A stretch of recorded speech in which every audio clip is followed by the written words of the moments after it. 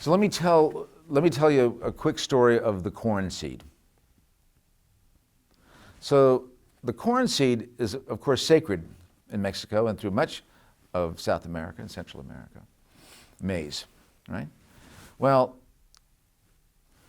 when we first hybridized crops, the first one we hybridized successfully was corn. So we took the sacred crop, we said instead of it being, multi-generational, we were going to just have it grow for one growing season. Farmers have to go and buy it after one growing season. And that became more costly to be a farmer, and it turned this wonderful crop into a commodity that big money could sell, big business could sell, and that was the beginning of agribusiness in this country. And that then led to the mechanization, the corn that could only be harvested through mechanization, led to huge monocultures of corn, which led to the whole problem of insect infestation, fungi infestation, weed infestation. That's why we have all these chemicals came after World War II. So the corn, this wonderful life-giving sacred corn seed, has now given birth to industrial agriculture, mechanical agriculture, and pesticides that we now call biocides. Well, at least they would leave the corn seed alone, right? Oh no. When they started genetically engineering seeds, they said, you know what? Corn is such a huge crop, let's go to corn. So they genetically engineered the corn in two ways.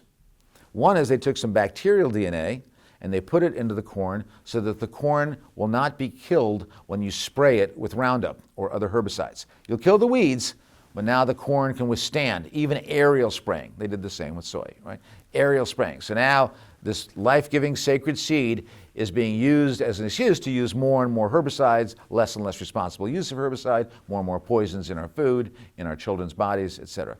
Then they said, we're also going to take a little piece of DNA from another bacteria, Bacillus thuringiensis, and we're going to put that into every cell of the corn, and that's going to kill insects. So now we have an insecticide in every cell. So this corn seed now has in it, right? This bacteria is hybridized and has in it the DNA that makes it resist herbicides and the DNA that makes sure that there's insecticides in every cell of the plant that will grow. My God, this sacred plant, look what we've done to it. But is that all? Oh no. Then we said, well, that takes care of one aspect, but it's not really working. We're really concerned about it. So then they developed these systemic insecticides. And a lot of them are these neonicotinoid, these nicotine-based pesticides, insecticides are killing the bees. And there they don't mostly spray. That's the most widely used insecticide in the world right now, by the way. It's more like an M&M. They coat the seed like an M&M coating with this insecticide and a little fungicide too. And then when it's irrigated or it rains, that coating washes off, that coating of toxic neurotoxin insecticides, and then is sucked up into the plant through the water. As the plant brings the water through the plant, those dangerous neurotoxins are taken into every cell of the plant.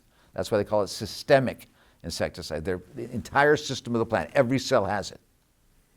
So now look at that corn seed from just a few hundred years ago, a couple 150 years ago, from sacred seed to hybridization to being the container for the herbicide tolerance, for the insecticide, and now for these dangerous neurotoxins.